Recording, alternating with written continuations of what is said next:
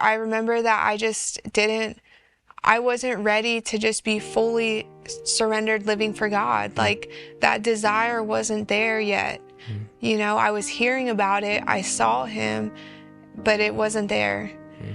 I made it 30 days into that rehab, and that was the longest I've been in years. And at this point, I'm 25 years old. And I just remember I was very excited. I was like, oh, you know, this is working. I'm getting clean. I can do this.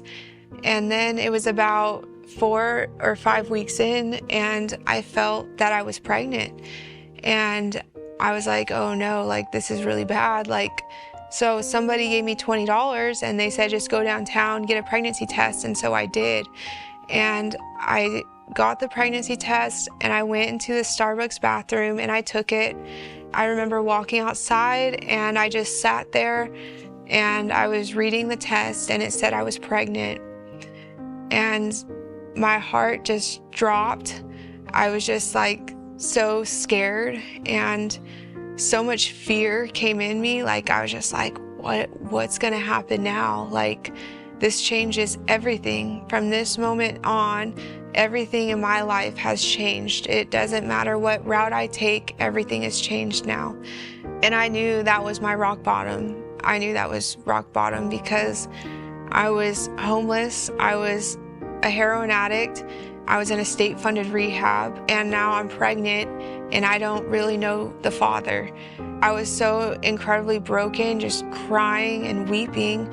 I remember all I could do at that moment, I just cried out to God, and I looked up into the sky and I said, God, please help me. I can't do this any longer. And I knew when I cried out to him, I knew I was talking to him.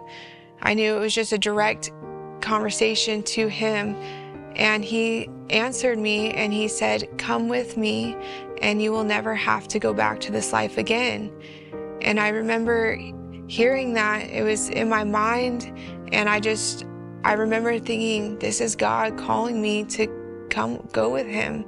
And I contemplated it a few minutes. I was just like, should I do this? Like, and then I said, yes, I'm gonna do this. Like, I'm gonna live for Jesus. And I stood up and I said, I'm done. Like, I'm just gonna live for Jesus now. And from that day, everything in my life started changing.